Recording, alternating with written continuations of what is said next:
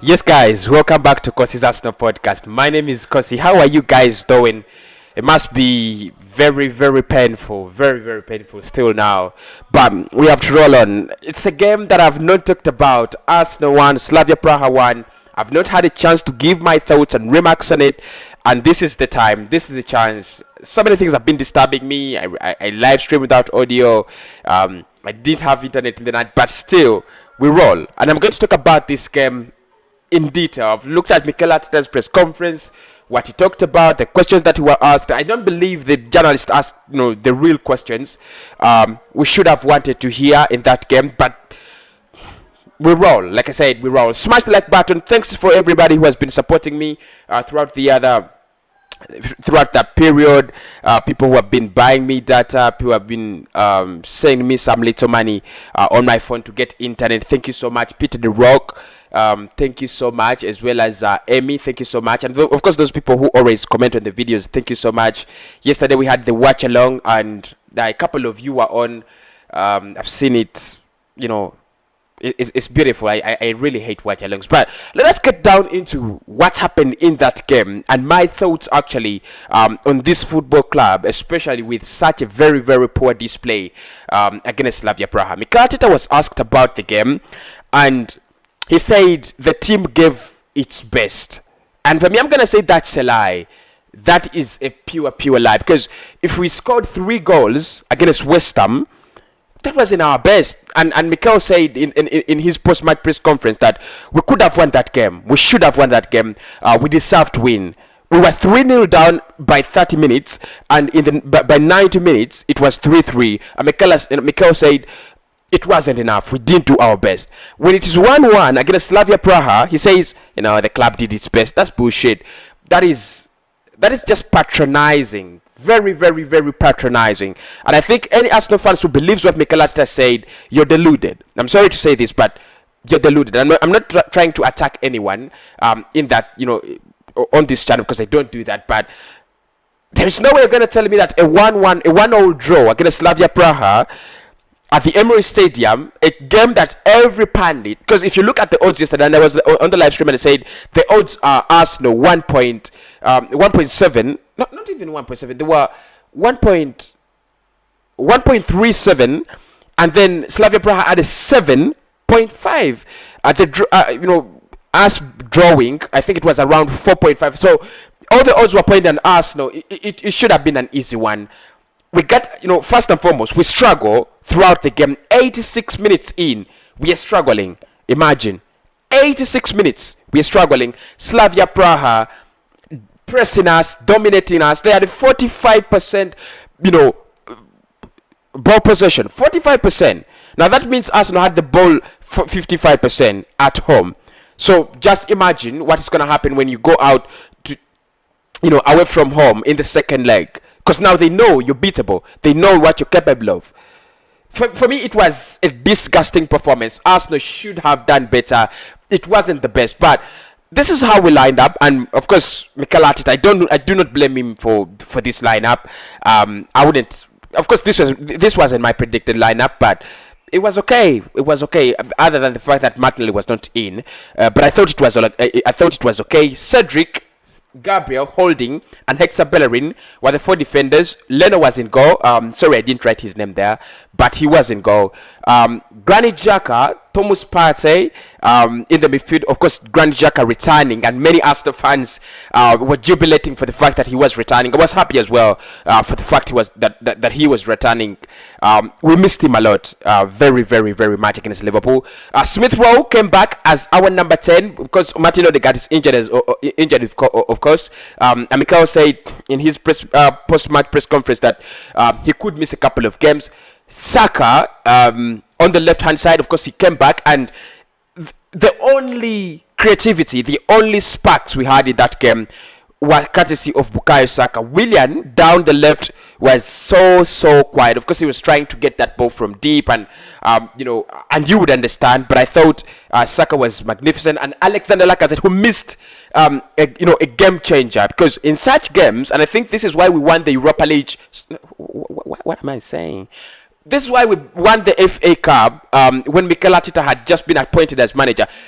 For me, the reason there is we took our chances. Pierre-Emerick Aubameyang was at his peak. He did whatever he could. All the chances he had, because he scored twice against City. How many chances did we create in that game? Around 3. We finished 2. We created around 3 chances against Chelsea in the final. We finished 2 of them. So it was, in such games, you've got to finish your chances. You've got to take the opportunities. And Lacazette is not good. He's so good at that. I think he's been a decent striker for us this season. I think he's been one of our best strikers.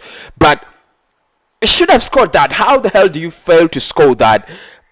That is basic as a striker. That is basic. You're playing a quarterfinal. Any chance you get, and actually this game had become 50-50 to an extent that when you look at the statistics in that game, we were marching. They were marching. 5 shots on goal for Arsenal, 4 shots on goal for Slavia Praha. 3 shots on target, 2 shots on target. So you look at whatever was going on, it was like a 50-50. So you needed to take your chances. And I'm gonna blame Lacazette, not for winning, not for failing to win the game, but not taking that chance. We should have taken that chance seriously. So 1-0 it went, and I just want to talk about the last 10 minutes, the last 7 minutes, because in the 86th minute we get a goal through Pepe, and I remember I was in the stream and I was like, I said, yes, get in. Now we have a 1-goal advantage. It's brighter because you can go to Slavia Praha and play defensive game and try to defend.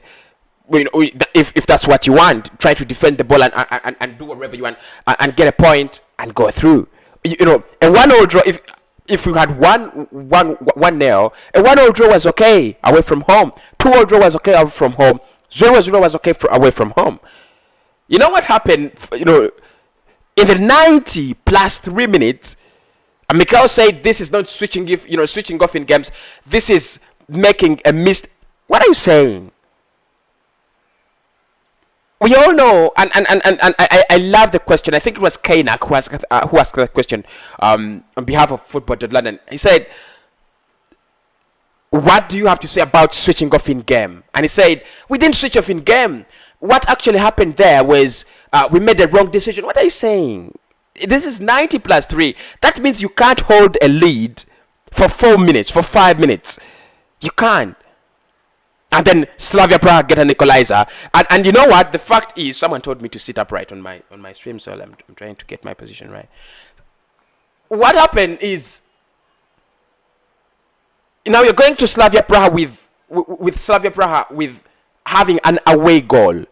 That means a 0-0 makes them go through. And if they win it 1-0, they go through. So I think we have put ourselves in a very, very difficult situation that we might not actually get out of. Very poor, very, very, very poor. And Mikel Arteta's comments for me were very patronizing. We should have done better than that. You can't tell me that it's the best of Arsenal. You can't tell me. Because let's just look at what really happened, in that game. Or what I think should have happened, because for me that is what now matters. What should have happened in the game? We played a 4-2-3-1, a formation that I think we have become a little bit more comfortable with now when it comes to Arsenal, and a 4-2-3-1. Of course, everybody's like, because that is what that's what we should be using. Because the system with the 3-4-3, and the problem there is we do not have the quality to play a high line. Because Gabriel and Holding cannot play high line. Bellerin and Cedric cannot play a high line. So you can't play high line. You can't play 4-3-3. You can't play 3-4-3. So you play a 4-2-3-1. Very common, very basic, easy, and it allows a lot of teamwork. And I thought Granit Xhaka and Thomas Partey did a very brilliant job in that game. However much I thought losing the ball whenever we got it was also very, very, very silly in the game. So let's just look at, I don't know what color I should use. I think, yeah, red will work. So let's look at what I expected in this game. So we are taking on Slavia Praha, and every Arsenal fan is excited. This is what I expected on the pitch. first and foremost, we're playing Smith Rowe, Xhaka, and Partey. So you expect us to link up in that way. Okay, you have Xhaka, you have Smith Rowe there, you have Partey here, you have Holding, you have Gabriel, you have Cedric around here, then you have Willian. So I expected something like this. Of course, the same pattern goes to the right hand side with Bellerin and Partey and Saka linking up. So this is what you expected in this game. You expected a lot of linking up, you expected a lot of domination. I thought Arsenal didn't do enough in terms of dominating this game. I thought we gave a lot of freedom, a lot of freedom to Slavia Praha, because this area, which is the final third of Slavia Praha, this area, which is for me the battleground, I'll call it the battleground ever, because I feel much of the action happens here. I thought Arsenal were going to control that area. That's what we are supposed to do. With Granit Xhaka and Thomas Partey in, with Smith Rowe dropping back and getting forward, that's what we're supposed to do. Get the ball from the two defenders, or the three or the four defenders, depending on how we set up, and then give it to Thomas Partey and Granit Xhaka and move it forward. Get this ball, try to have it for 4 minutes, 5 minutes. You know what happened? It never happened. We never had this ball for that long, and I'm still asking myself what really went down in this game. Why did we fail to have possession for at least 3 minutes in a game? Because if you're watching this ball off a tracker, you could see that whenever Arsenal had possession, they lost it. Whenever Arsenal got possession, a few seconds later, they lost it. And Slavia Praha in the first half, what they did, they tried to press Arsenal and play a high line so Arsenal could get in behind them. In the second half, they stopped playing a high line. They stopped pressing so much. They let Arsenal play the diabolical, stupid football, and they just went silent in there.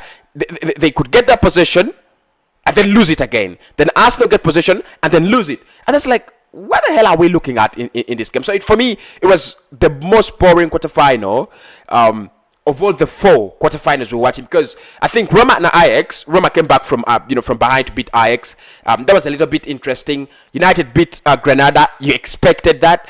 And then the other quarterfinal, which I've forgotten, was it 1-0 Villarreal? I think Villarreal beating Dinamo Zagreb 1-0, and there was action there. Yeah, exactly. So these areas, and it's not the first time Arsenal has failed to control these areas in a game this season. We have failed to get those midfielders that try to have the ball and press. What we actually do is get the ball, and we want to run in spaces, and whenever you close down these spaces, Arsenal cannot do anything on the ball. So I think I'm gonna give a lot of credit to Slavia Praha, because what they did is they didn't try to man mark Arsenal, because that would have been a little bit dangerous. You would have created spaces for them. What they did is okay, let's use yellow. So let's just use yellow. Okay, there we go. So what they did is they covered these spaces.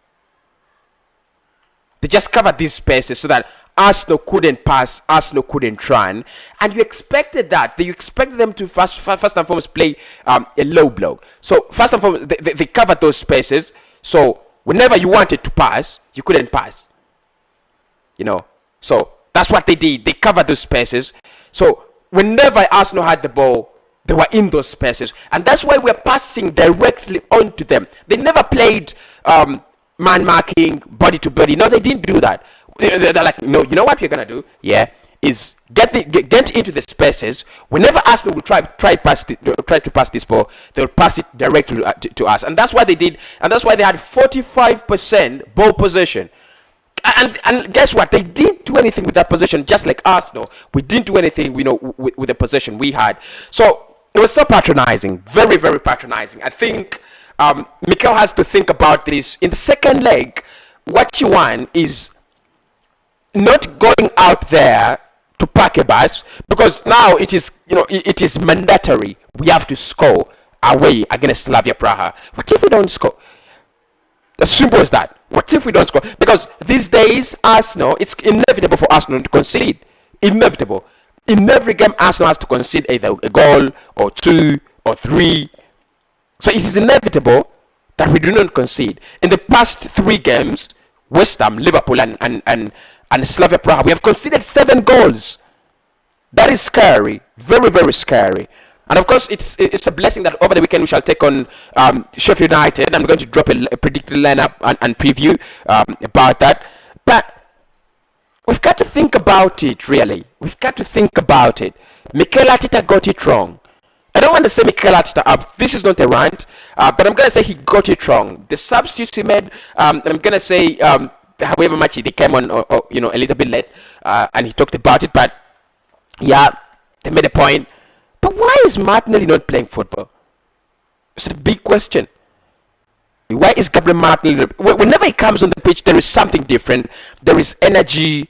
You see a lot of changes. But why isn't he playing football? Someone needs to answer that. Because when Mikel was asked, he said, "Nah, he'll get playing time. It's entirely my fault." So that's what I think about this game. If you feel otherwise, please let me know in the comment box and tell me what you thought about this game. What are your talking points? Who was your key player? I thought Saka was brilliant in that game. He needs just to work on his finishing. We missed that chance from Alexander Lacazette, which I thought should have done better. Lacazette, he's been brilliant, or the only brilliant striker we've had this season. He should have done better with that chance, and with that chance. Probably 2-1 would have put us in a better position, but let's look ahead. I guess I'm going to look at the Sheffield game. I try to do the Sheffield game, and because for me it doesn't mean anything, does it? If we lose it, we are 10th or 9th or 11th. If we win it, we are 10th or 9th or 11th. So I think the focus there is the Europa League next tie. Yeah, we can win it, because as long as you get 2 away goals, then it is over. It is over for Slavia Praha. Get 2 away early goals. Get Martinelli to start in that game. I don't care whether Abba starts or he doesn't. We need to get into that game more seriously. So those are my thoughts about that game. I'm sorry, the tactical board came in a little bit late. I tried to give you, they're called time codes. I'm not so good at those things, but yeah, they're called time codes. I'm going to put time codes so that those who want the analysis, you can jump straight to the tactical board. But it was so patronizing, very, very disappointing. And what for me hurt me is we get closer to a win and then we lose it. I would have forgotten how poorly we played, but the problem is, how do you play like that in a game, get a goal, and then as soon as you get that goal, the next thing you're thinking about is, how do I retain this lead? How do I retain this lead? But Slavia Praha, and I'm going to give a lot of credit to them. I do give a lot of credit to them, because they were very, very calm in that game. They knew Arsenal was ahead of them. Arsenal had gotten a goal ahead of them, but they were very calm. And the mistakes we make, the personal distraction, the self-destruction that happens at Arsenal, the show was not over yet, and it cannot be over before Arsenal distract themselves. Can it? But anyway, again, I don't want to put a lot of pressure on the manager. I've already said Mikel Arteta, I don't believe in him as a manager, so I don't want to put a lot of pressure on him. He's not my manager. I just don't believe in him. He's not an Arsenal man. The players there in that game, again, you might think of Mikel, but that starting lineup, if you remove Partey, who do you play? Mohamed Elneny? If you remove Xhaka, who do you play? Ceballos? again, it looks like we are playing our cream, apart from Pablo Mari, who I think deserves the chance to play. And I thought Mikelata should have played a 3-4-3 again. However much I feel the quality is lacking. But it would have given us an opportunity to play Mari, Gabriel, and probably Rob Holding, whom he likes so much, in a back three. Then you have Saka and Willian as part of the midfield. Actually, Saka and Bellerin as part of the midfield. Jacques and Partey they complete the midfield, and then the three up front. You could choose any. That's what I thought. But he went for it 4-2-3-1 for consistency reasons. I love that. I have no issues with that consistency, because I've said you need to be a little bit more consistent. Yeah, but finally we bottled it. But I still have a lot of hope, and in my next match preview, I think it will be dropping on Wednesday. Yeah, it will be dropping on Wednesday. I'll say it's a game we're gonna win. We'll draw, because a 2-2 draw is better for us. It makes sense.